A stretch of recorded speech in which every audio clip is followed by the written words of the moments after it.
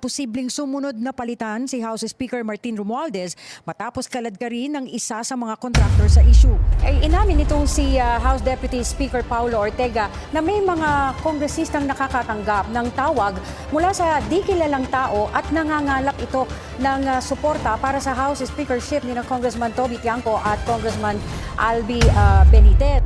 The first person to be investigated is House Speaker Martin Romualdez. Why, sir? Bakit po? Because he's now Speaker. And do you think meron ba kayo personal knowledge about his involvement in any of the anomalies? I have some personal knowledge. Guys, hawak ko ngayon ang report. See, in Anika, baga ang report. Davao City Projects 2020-2022. Maunitong gi-question sa House of Representatives. Dadagan ang News Update.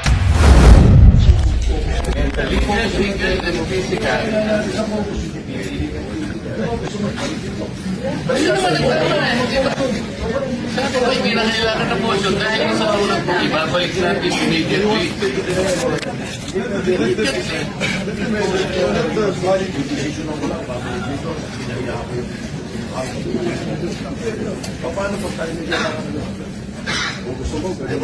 Paano tayo mga kailangan sa kanila? Oras meron concern. Kung ano yun. Pero hindi natin siguro kukunin ang concern sa kanila. Hindi natin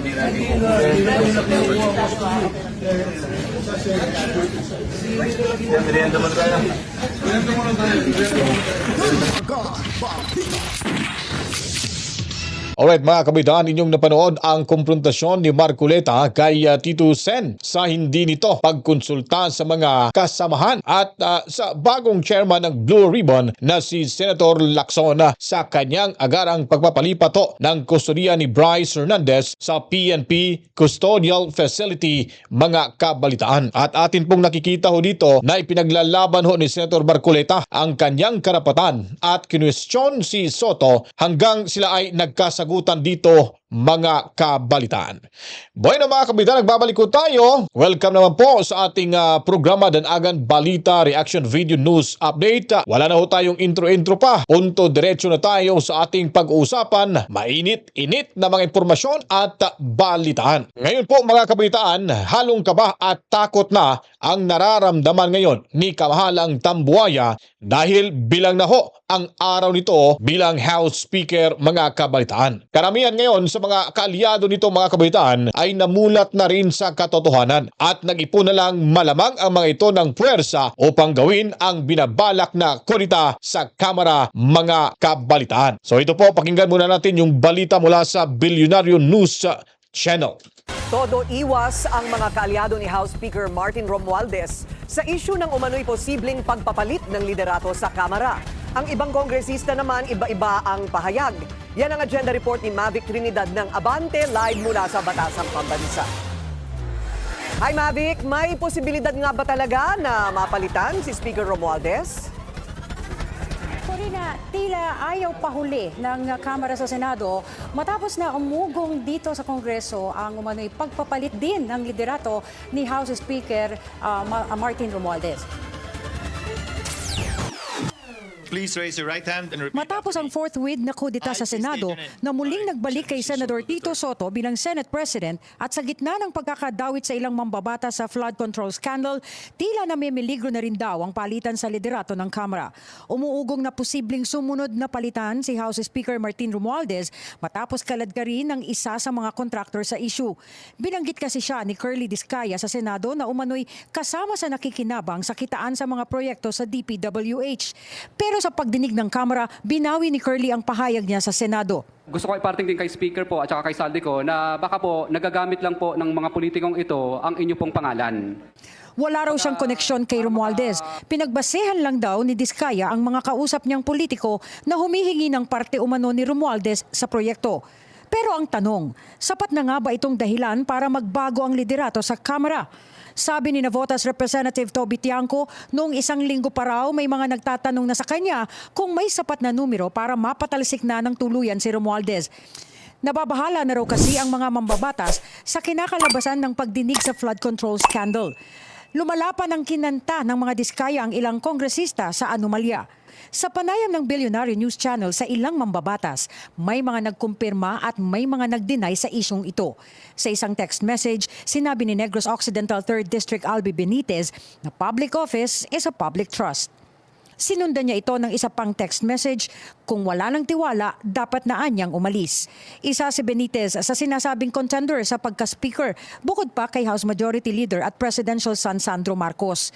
Pero kung si Tiangco ang tatanungin, hindi lang daw dapat speakership ang palitan, kundi ang buong liderato ng Kamara. Maging si Kamanggagawa Party List Representative Eli San Fernando, kinumpirma niyang matagal nang may nangyayaring gapangan sa pagbabago ng House leadership. Pero inamin niyang wala pang kumakausap sa kanya. Todo iwas naman sa issue ang mga kaalyado ni Romualdez, gaya ni Deputy Speaker J.J. Suarez na ilang beses niyang sinabing walang ganitong issue at hindi anya mangyayari ito. Itinanggi rin ito ni Infra Committee Chair at Bicol Saro Representative Terry Ridon. I don't think there's a leadership change. None at all. I don't think so. Totoo man o hindi ang umano'y planong kudeta sa Kamara, ang tanong, napapanahon na nga ba ito at sino ang tunay na makikinabang dito?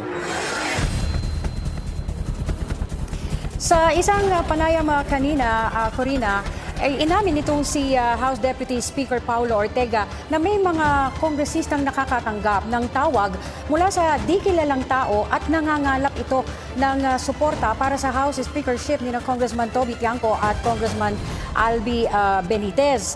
Pero sabi ni Ortega, mananatili ang liderato ni House Speaker Romualdez at katunayan yan, kaninang umaga ay nagkaroon ng pagpupulong ang House leaders at si Romualdez at doon ay tiniyak nila na buong-buo ang kanilang suporta at tiwala kay Speaker Romualdez. Samantala, si Congressman o Cavite Congressman Kiko Barzaga ay nag-resign na sa kanyang partidong National Unity Party o NUP at sa mayorya sa Kamara dahil sa umano'y pagbibintang sa kanya na siya daw ay nangangalap ng pirma at nag-iikot para makakuha ng pirma para sa pagpapatalsik ni kay House Speaker Romualdez. Maring itinanggi ito ni Barzaga at sinabi niyang dahil sa kanyang pagkadismaya ay siya'y nag-resign na lamang sa kanilang partido at mananatili siya sa minorya.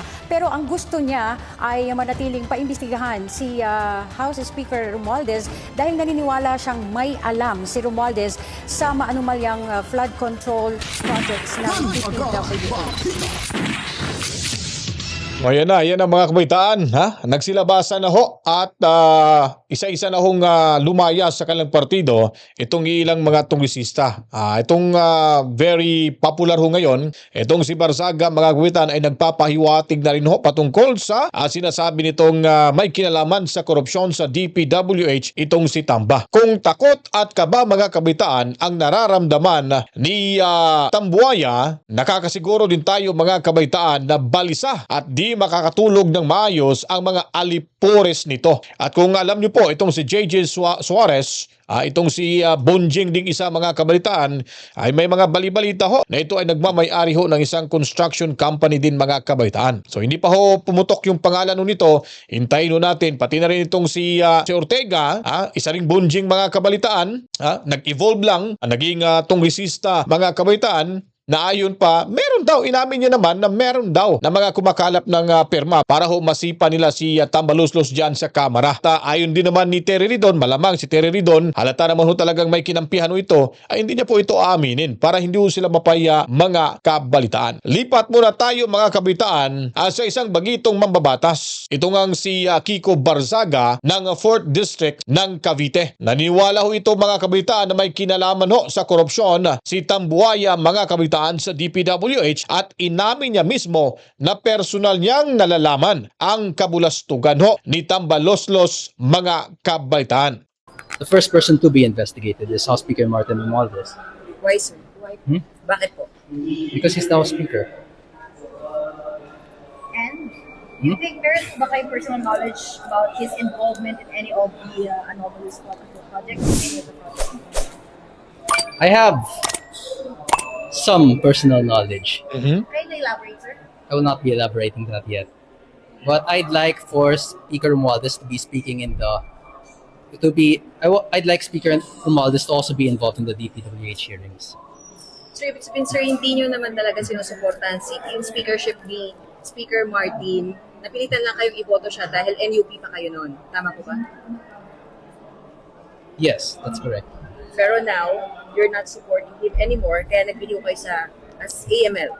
Yes, I'll now be an independent candidate, or I might be a minority candidate. I'll be an independent candidate or a member of the minority if the leader of the minority would allow me. Sir, to clarify lang, you're saying na involved po si Speaker Martin Romualdez sa mga anomal yung flood control projects, may hand siya dito.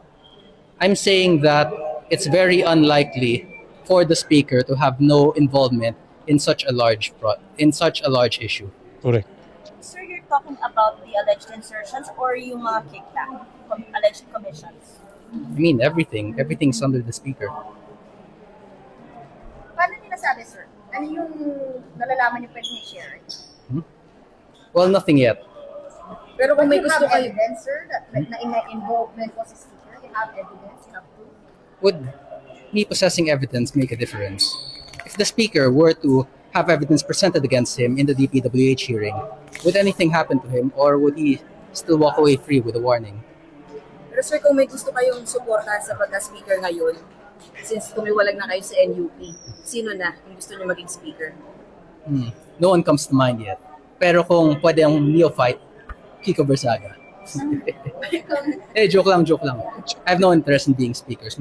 Masyadong busy yung schedule nun. Will you be delivering a privileged speech regarding dito sa allegations niyo about Speaker's involvement sa I actually planned on delivering a privileged speech, but I was not allowed by the majority office due to some problems with the speech I presented.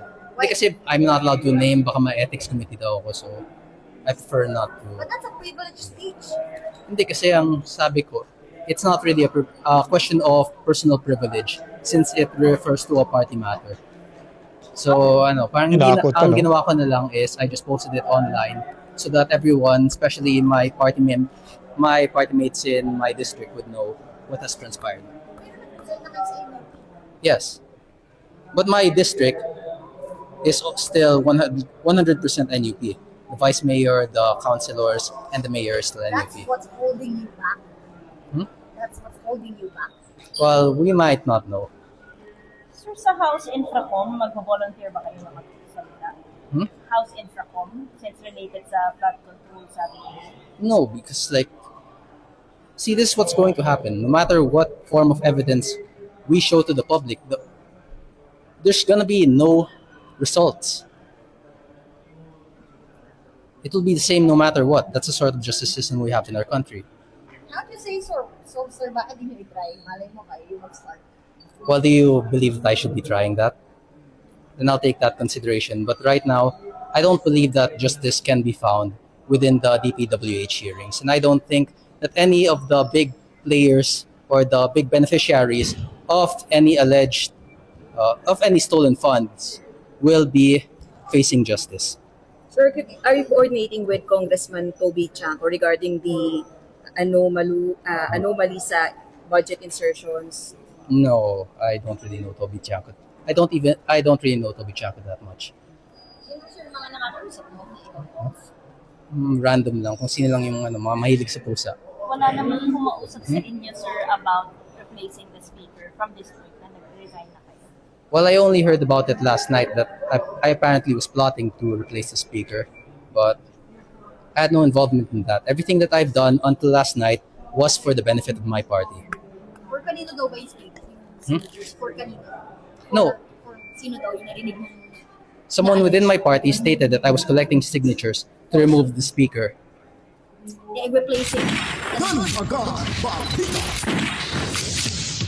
So, yun po mga kabalitaan, no? Klarong-klaro na ho mga kabalitaan na medyo nagkakaroon ho talaga sila dito ng malaking problema ho ngayon, lalo na itong bagitong ito. At napakasakitong pakinggan yung sinasabi niya po dito mga kabalitaan na if anyone should be investigated, the first person to be investigated, wala na pong iba, kundi yung kanilang Speaker of the House sa mga kabalitaan. So, ngayon, ito, bilib na bilib itong si Suarez at ito naman pong si Ortega, mga kabalitaan, itong dalawang bunjing, dalawang bodyguard ho ni Tamba dyan, mga kabalitaan. Di natin masisiguro, baka bukas at sa darating na mga araw ay maiba na ho at may lalabas na hong bagong pangalan na manunumpa na lang bigla dyan sa Kamara para maging bagong Speaker of the House, mga kabalitaan. So ito nga sinasabi ni Sara, gaba di magsaba. Ngayon naman po, mga kabalitaan, itong si Atras Abante ay lagi hong nagmamayabang at pinag-iinitan niya talaga itong Davao City. Lalo na si Congressman Pulong Duterte na nais na rin paimbestigahan itong budget na nakuha niya sa panahon daw ng kanyang tatay na bilyon-bilyon. Pero kung kayo po ipupunta ng Davao City, mga kabalitaan, makikita natin na may resibo ho talaga itong si Pulong Duterte. May resibo ho ang mga Duterte. Lalo na ho, ang mga kababayan na dyan ang magsasalita ay puro kabutihan at puro magagandang salita ang ating maririnig mula ho sa kanilang mga konstituente. Ano bang pinagmamayabang dito ni Atras Abante, matandang ulupong, mga kabalitaan, na sa kanya mismong distrito ay wala ngang kabuhay-buhay? Binabaha nga rin, mga kabalitaan. At napakahambog itong matandang ulupong nito. Akala mo kung sino talagang matalino na napakahalimaw naman ho, mga kabalitaan. Yung pinag-iimbestigahan dyan sa Kamara, itong pagnanakaw sa pera mula ho sa DPWH at paghahanap po kung sino yung mastermind nitong pagnakaw ng pera na nagresulta ho, mga kabalitaan, sa Ghost Flood Control Projects. Ngayon, para ilihis yung usapin, para hindi makaladkad ang pangalan na naman ni Dracula, itong si Saldico at ito naman hong si kamahalang Tambuaya Romualdez, mga kabalitaan, plano na naman hong ilihis ni matandang ulupong doon sa Davao City, mga kabalitaan. Ngayon, sana masampal to sa muka ni Atras Abante, mga kabalitaan, itong librong kanyang ipinalabas ni Congressman Pulong Duterte na resibo ika nga sa mga proyektong kanyang ginagawa sa distrito ng Davao o sa kanyang distrito, lalo na ho sa Davao City, mga kabalitaan. Ito, panoorin ho natin to, mga kabalitaan, ang libro ng katotohanan at libro ng mga hindi corrupt officials sa Davao City, mga kabalitaan. Guys, hawak ko ngayon ang report. See, in Anika, baga ang report. Davao City Projects 2020-2022.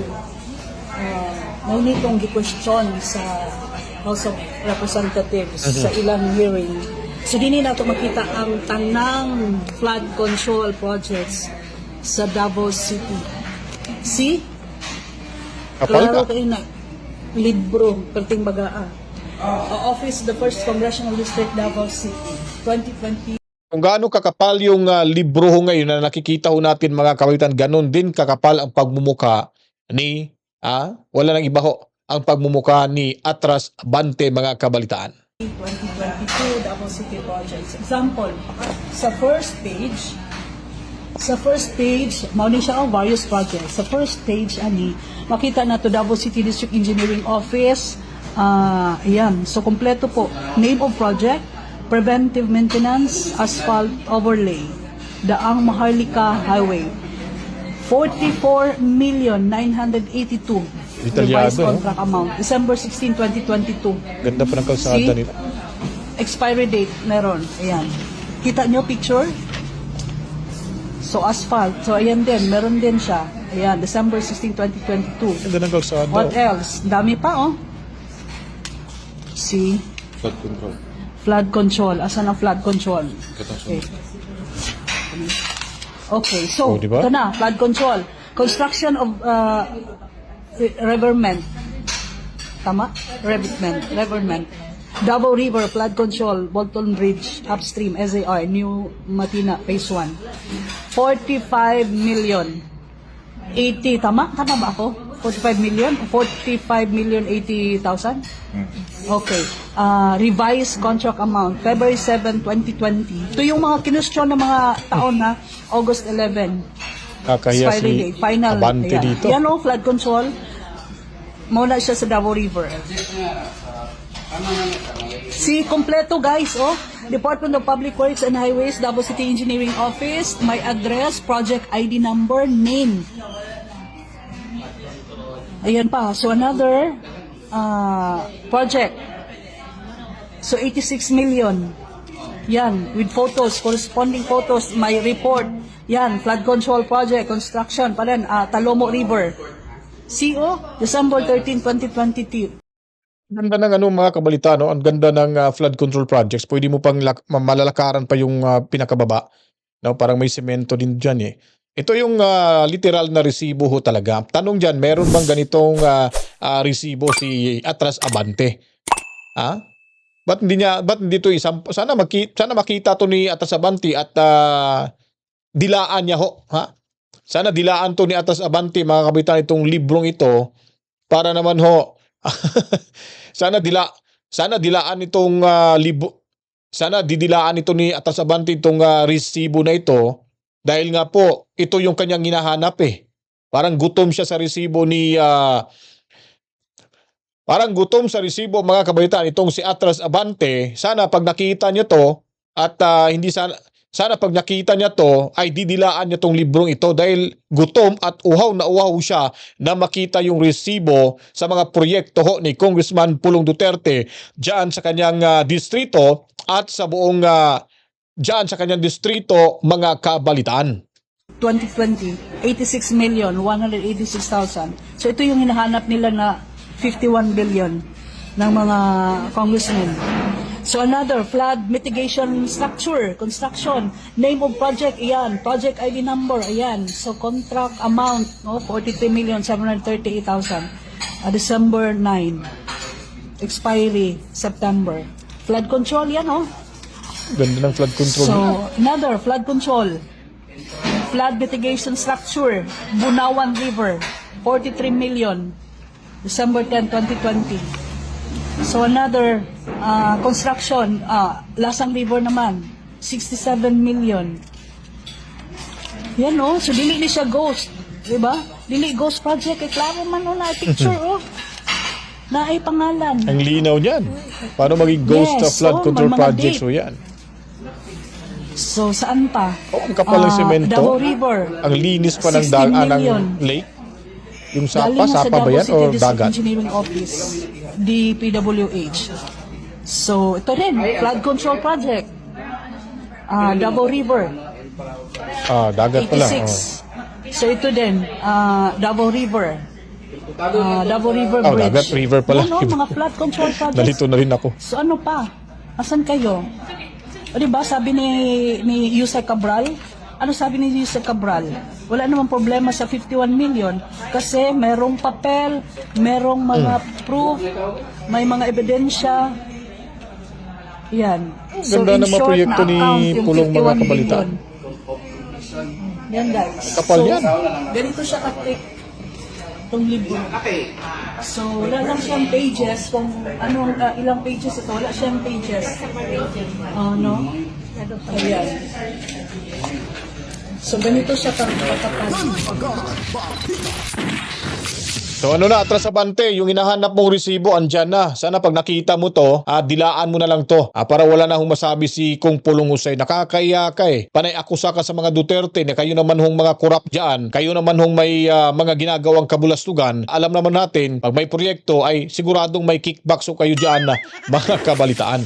Kaya kahit anong gagawin yung paninira sa mga Duterte, subok na ho ito. Kasi pag hindi ho ito maganda yung kanilang liderato, pag hindi ho sila nagustuhan ng kanilang constituents, matagal na ho silang wala dyan sa kanilang posisyon. Ano nangyari sa mga Nograles? Gamit yung pera ng AKAP, AX, tupad at kung ano-ano pa para manalo. Nanalo ba sila? Sila nga mismo ang nagbabayad ng o namimili ng boto, pero itong mga Duterte wala ngang perang inilabas para bilhin ang boto ng kanilang mga constituents, pero ang resulta, dinumina pa rin ho nila, lalo na ho yung mga baguhang Duterte, mga neophytes, mga kabitaan na nasa pwesto na rin ho dyan sa kanilang lugar. So ano bang kinainggitan dito ni Abante? Napakalayo ang utak ko nito. Baliktad kasi palibasa yung utak nito, mga kabitaan. At kumbaga kulubot ng utak nitong si Abante kaya hindi na ho makapag-isip ng tama. gaano ho kakulubot itong pagmumuka nito, ganon din kakulubot itong kanyang lubot at yung kanyang utak, mga kabalitaan. Di ba? Hindi ka ba nahiya sa pinapakita ngayon ni Kung Pulong dito, mga kabalitaan? Kung gusto mong malaman ho talaga, hiramin mo kasi nga inanda ho ito ni Kung Pulong sa'yo para makita mo at sana isampal ho ito sa iyong pagmumukang gaspang na at wala ng reputasyon dahil nga po, mga kabalitaan, kayo ay naghari-harian diyan sa kamera. Hanggat binubugbog nyo ang mga Duterte, mas lalong sila ay pinapaangat ho ng taong bayan.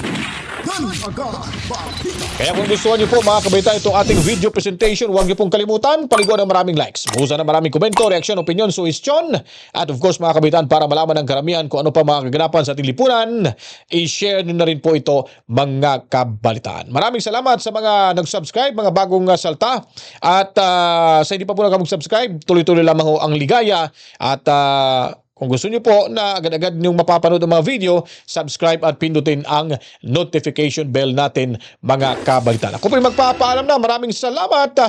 Kita-kita tayo mamaya ho, mga kabalitaan. Luzon, Cavite, Sayog, Mindanao, saan mang lupalop nating mundo basta may mga Pilipino, ang bahay na ito ay para kanatong tanan. To God be the glory, Mowa. Chip, chip. Peace out.